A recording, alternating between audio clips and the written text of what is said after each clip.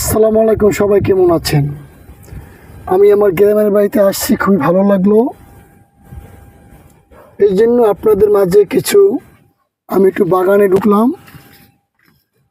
বাগান আছে, প্রচণ্ড রোদ, খুবই ভালো লাগলো বাগানটা ঘুরতে। আমি হাঁটতে আছি, দেখতে পাচ্ছেন আপনারা, খুব সুন্দর।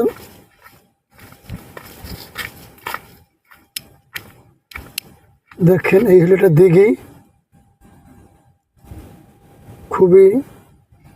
এটা আমাদের দিঘির পার্ক।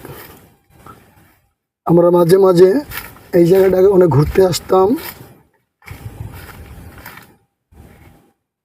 ওই যে আমাদের খোকন,